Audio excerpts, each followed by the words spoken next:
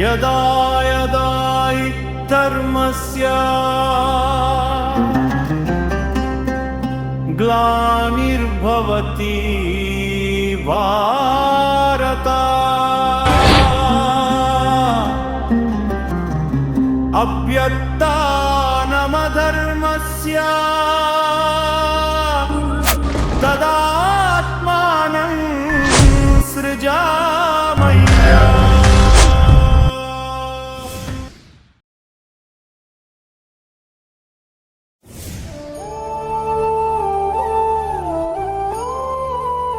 ಸಪ್ರೇಮ ವಂದನೆಗಳು. ನಾನು ನಿಮ್ಮ ಗೋಪಾಲಕೃಷ್ಣ. ಈ ನಮ್ಮ ಮಕ್ಕಳ ಮಹಾಭಾರತಕ್ಕೆ ತಮಗೆಲ್ಲರಿಗೂ ಹೃದಯಪೂರ್ವಕ ಸ್ವಾಗತವನ್ನು ಕೋರುತ್ತೇನೆ. ಗುರುಭಕ್ತಿ. ಒಬ್ಬ ದೇವರ ಬಗ್ಗೆ, ಒಬ್ಬ ವ್ಯಕ್ತಿಯ ಬಗ್ಗೆ ಅಪಾರವಾದ ಪ್ರೀತಿ, ಭಕ್ತಿ, ಸಮರ್ಪಣೆ ಇದ್ದರೆ ತುಂಬ ಒಳ್ಳೆಯದು. ಅದರಲ್ಲೂ ನಮಗೆ ಪಾಠ ಹೇಳುವ ಗುರುಗಳ ಮೇಲೆ ಇದ್ದರೆ ಇನ್ನೂ ಒಳ್ಳೆಯದು. ಅದುವೇ ಗುರುಭಕ್ತಿ. ಗುರುವನ್ನು ಭಕ್ತಿಯಿಂದ ಪೂಜಿಸಿ, ಗೌರವಿಸಿ, ತಮ್ಮನ್ನು ತಾವು ಸಮರ್ಪಣೆ ಮಾಡಿಕೊಂಡರೆ ಅಂತಹ ವಿದ್ಯಾರ್ಥಿ ಶ್ರೇಷ್ಠನಾಗುತ್ತಾನೆ, ಬುದ್ಧಿವಂತನಾಗುತ್ತಾನೆ, ಧರ್ಮವಂತನಾಗುತ್ತಾನೆ. ನೀವು ಯಾರನ್ನಾದರೂ ಪ್ರೀತಿಸಿದ್ದೀರಾ? ಯಾರನ್ನಾದರೂ ಗೌರವಿಸಿದ್ದೀರಾ? ಅವರಿಗೆ ನೀವು ಸಮರ್ಪಣೆ ಮಾಡಿದ್ದೀರಾ? ಅಂದರೆ ನೀವು ತುಂಬ ಶ್ರೇಷ್ಠರು, ಪುಣ್ಯವಂತರು. ನೀವು ಎಲ್ಲರಿಗೂ ಗೌರವವನ್ನು ಕೊಡುತ್ತೀರಿ, ಎಲ್ಲರನ್ನೂ ಪ್ರೀತಿಸುತ್ತೀರಿ, ಹಾಗೆ ನನ್ನನ್ನೂ ಪೂಜಿಸುತ್ತೀರಿ. ಹಾಗಾದರೆ ನೀವು ನನಗೆ ಬಹಳ ಇಷ್ಟ. ನಾನು ಸದಾ ನಿಮ್ಮೊಂದಿಗೆ ಇರುತ್ತೇನೆ, ಇದು ಸತ್ಯ. ಇಂತಹ ಗುರುಕುಲದಲ್ಲಿ ಅಂತಹ ವಿದ್ಯಾರ್ಥಿ ಯಾರಿದ್ದಾರೆ? ಅವನು ಗುರುವಿಗೆ ಹೇಗೆ ಪ್ರೀತಿ ಪಾತ್ರನಾಗಿದ್ದಾನೆ? ಇಷ್ಟು ವಿದ್ಯಾರ್ಥಿಗಳಲ್ಲಿ ಒಬ್ಬನಾದರೂ ಇರಲೇಬೇಕಲ್ಲವೇ? ಖಂಡಿತ ಇದ್ದಾನೆ. ನಾನು ಗಮನಿಸಿದ್ದೇನೆ. ಅವನ ಪ್ರೀತಿ, ಭಕ್ತಿ, ಶ್ರದ್ಧೆ, ಸಮರ್ಪಣೆ ಹೇಗಿದೆ ಅಂತ ಈ ಅಧ್ಯಾಯದಲ್ಲಿ ಕೊನೆಯವರೆಗೂ ನೋಡೋಣ ಬನ್ನಿ. ಗುರುಪುತ್ರ ಅಶ್ವತ್ಥಾಮ, ನಾವು ಆಶ್ರಮಕ್ಕೆ ಬರುವ ಮುನ್ನವೇ ಗುರುಗಳ ನಿಮಗೆ ವಿದ್ಯೆ ಕಲಿಸುತ್ತಿದ್ದರಲ್ಲವೇ? ಕಲಿಸಿದ್ದಾರೆ. ಯಾಕೆ ಹೀಗೆ ಕೇಳುವೆ? ಏಕೆಂದರೆ ಗುರುಗಳು ಅರ್ಜುನನಿಗೆ ನಮ್ಮೆಲ್ಲರಿಗಿಂತ ಹೆಚ್ಚಾಗಿ ಬಿಲ್ಲು ವಿದ್ಯೆ ಕಲಿಸುತ್ತಿದ್ದಾರೆ, ಹಾಗಾಗಿ ಕೇಳುತ್ತಿದ್ದಾನೆ. ಅಲ್ಲವೇ ದುಶ್ಯಾಸನ? ಹೌದು, ಹಾಗಾಗಿ ಕೇಳಿದೆ ಅಷ್ಟೇ. ನೀನು ಕೇಳುತ್ತಿರುವುದು ಸರಿಯಾಗೇ ಇದೆ ದುಷ್ಟಕ. ನಮ್ಮ ತಂದೆಯವರು ಅರ್ಜುನ ಬಂದಾಗಿನಿಂದ ಅವನ ಮೇಲೆ ಹೆಚ್ಚು ಗಮನ ಕೊಟ್ಟು ವಿದ್ಯೆ ಕಲಿಸುತ್ತಿದ್ದಾರೆ. ಹೀಗೆ ಅಂದುಕೊಳ್ಳಬಹುದಲ್ಲವೇ? ಅರ್ಜುನನಿಗೆ ವಿದ್ಯೆಯಲ್ಲಿ ಹೆಚ್ಚು ಶ್ರದ್ಧೆ ಇದೆ, ಹಾಗಾಗಿ ಗಮನ ಹರಿಸುತ್ತಿರಬಹುದು. ಅವನು ಎಷ್ಟೇ ಶ್ರದ್ಧೆಯಿಂದ ಕಲಿತರೂ, ತಂದೆಯವರು ಎಷ್ಟೇ ಅವನ ಬಗ್ಗೆ ಗಮನ ಹರಿಸಿದರೂ ನನಗೆ ಕಲಿಸಿದ್ದು ಅವನಿಗೆ ಕಲಿಸುವುದಿಲ್ಲ.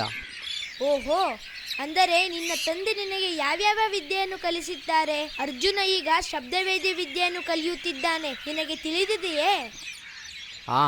ಶಬ್ದವೇದಿ ವಿದ್ಯೆಯನ್ನು ಅರ್ಜುನನಿಗಿಂತ ಮೊದಲೇ ನನಗೆ ಕಲಿಸಿದ್ದಾರೆ.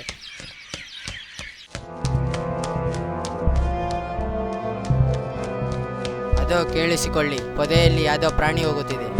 ನಾನು ಬಿಡುವ ಬಾಣದಿಂದ ಅದು ಅಲ್ಲೇ ಸತ್ತು ಬೀಳುತ್ತದೆ, ನೋಡುತ್ತೀರಿ.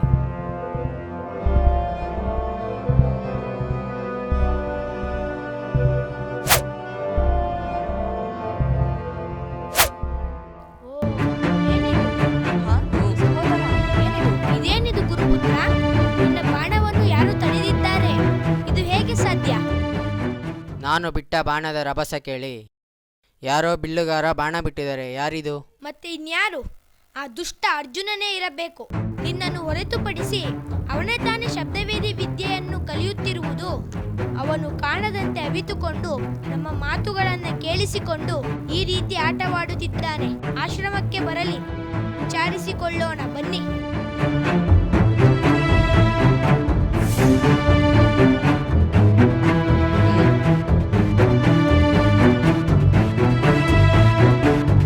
ದುರ್ಯೋಧನ, ಅಲ್ಲಿ ನೋಡು, ಅರ್ಜುನ ಇಲ್ಲೇ ಇರುವನು. ಆಶ್ಚರ್ಯವಾಗಿದೆಯಲ್ಲ. ಅಂದರೆ ಅಲ್ಲಿದ್ದ ಆತ ಧನುರ್ಧಾರಿ ಯಾರು? ಅಂದುಕೊಂಡೆ ಅರ್ಜುನ ಇನ್ನೂ ಶಬ್ದವೇದಿ ವಿದ್ಯೆಯನ್ನು ಕಲಿತಿಲ್ಲವೆಂದು. ಹಾಗಾದರೆ ಅವನ್ಯಾರು? ಏಕಲವ್ಯ ಏಕಲವ್ಯ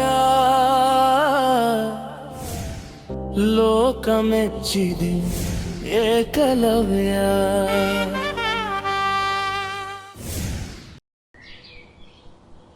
ಸಹೋದರ ನಕುಲ, ಇಲ್ಲಿ ಬಾ. ಏನು ಸಹೋದರ? ಬಾ ಹೇಳುತ್ತೇನೆ. ಇಲ್ಲಿ ನನ್ನ ಹಸುವನ್ನು ಮೇಯಿಸುತ್ತೇನೆ. ನಿಮ್ಮ ಹಸುವನ್ನು ಅಲ್ಲಿ ತೆಗೆದುಕೊಂಡು ಹೋಗಿ. ಅದು ನನ್ನ ಹಸುವು ಅಲ್ಲ, ನಿನ್ನ ಹಸುವು ಅಲ್ಲ, ಗುರುಗಳದ್ದು. ಸುಮ್ಮನೆ ಪ್ರಲಾಪ ಮಾಡಬೇಡ ನಕುಲ. ಈ ಹಸುಗಳನ್ನು ಗುರುಗಳು ನನ್ನ ಸುಪರ್ದಿಗೆ ಕೊಟ್ಟಿದ್ದಾರೆ. ಸಹೋದರ, ಇದು ಅನ್ಯಾಯ. ಸುಮ್ಮನೆ ನಮ್ಮೊಂದಿಗೆ ಜಗಳ ಮಾಡಲು ಬರುತ್ತಿದೆಯಾ ಅಲ್ಲವೇ? ಜಗಳವೇ? ಹೋಗತ್ತ, ಸಾಕು ಮಾತನಾಡಿ. ಸಹೋದರನನ್ನೇ ದೂಕುಯ ಹೋಗತ್ತ.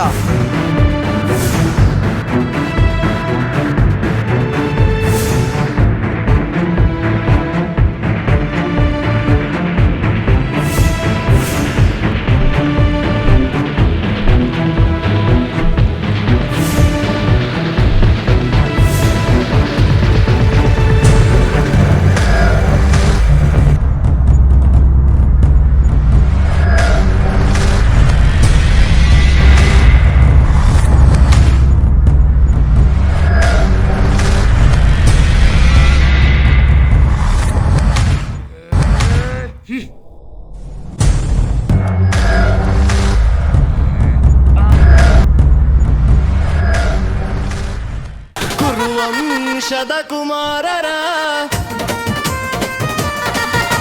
ಶೂರವೀರ ದುರ್ಯೋಧನ ಶತ ಸಹೋದರ ಅಗ್ರಜ ಸಹೋದರ ಅರ್ಜುನ ಕಾಪಾಡಿ.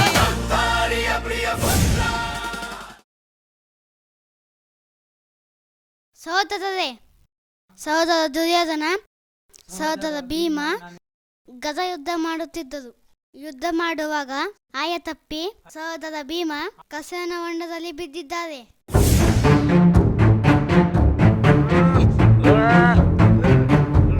ಹಿಡಿದುಕೊಳ್ಳಿ. ಅಣ್ಣ ಭೀಮ, ಬನ್ನಿ, ನಮ್ಮ ಕೈ ಹಿಡಿದುಕೊಳ್ಳಿ, ನಾವು ಸಹಾಯ ಮಾಡುತ್ತೇವೆ. ಅಯ್ಯೋ, ಇದೆಂತ ಅನಾಹುತವಾಯಿತು? ಅಣ್ಣ ಯುಧಿಷ್ಠಿರ, ಬನ್ನಿ, ನಿಮ್ಮ ಕೆಸರಿನ ಹೊಂಡದಲ್ಲಿ ಸಿಕ್ಕಿಹಾಕಿಕೊಂಡಿದ್ದಾರೆ. ಸಹೋದರ ಭೀಮ, ನನ್ನ ಕೈ ಹಿಡಿದುಕೊಳ್ಳಿ.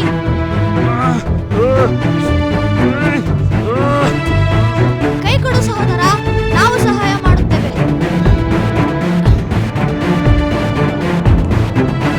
ಕೈ ಕೊಡು ಭೀಮ, ಕೈ ಕೊಡು. ಗುರುಗಳೇ ಕಾಪಾಡಿ, ನಾನು ಈ ಕೆಸರಿನಲ್ಲಿ ಮುಳುಗುತ್ತಿದ್ದೇನೆ. ಶಾಂತವಾಗಿರು ಭೀಮ. ಗುರುಗಳೇ, ದುರ್ಯೋಧನ ಅಣ್ಣ ಭೀಮನನ್ನು ಈ ಕೆಸರಿನ ಹೊಂಡದಲ್ಲಿ ನೂಕಿ ಬಿಟ್ಟರಂತೆ. ಅರ್ಜುನ, ಅಪಾಯ ಬಂದಾಗ ಅದರಿಂದ ಪಾರಾಗುವ ಉಪಾಯವನ್ನು ಹುಡುಕಬೇಕು. ಆಕಸ್ಮಿಕವಾಗಿ ಬಂದ ಅಪಾಯವನ್ನು ಎದುರಿಸುವುದು ಕೂಡ ಶಿಕ್ಷಣದ ಒಂದು ಭಾಗವಾಗಿದೆ. ಅರ್ಜುನ, ನೋಡು, ಏನು ಮಾಡುತ್ತೀಯ? ನಿನ್ನ ಸಹೋದರ ಭೀಮನನ್ನು ಕಾಪಾಡುವ ಹೊಣೆ ನಿನ್ನದು.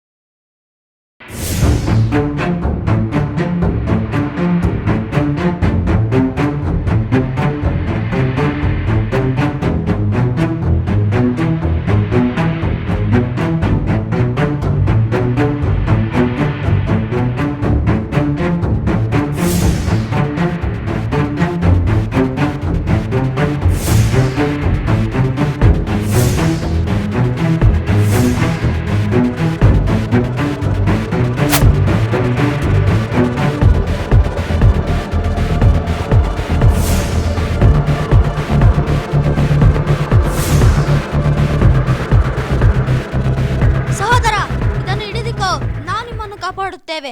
ಮಧ್ಯಮ ಪಾಂಡವಾರ್ಜುನ ಕುಂತಿಯ ಪ್ರೀತಿಯ ಪುತ್ರನು, ಶ್ರದ್ಧೆ ಭಕ್ತಿ ಶಕ್ತಿಯು ಉತ್ತಮ ಪಾರ್ಥನ ವಿದ್ಯೆಯು. ಮಧ್ಯಮ ಪಾಂಡವಾರ್ಜುನ ಕುಂತಿಯ ಪ್ರೀತಿಯ ಪುತ್ರನು,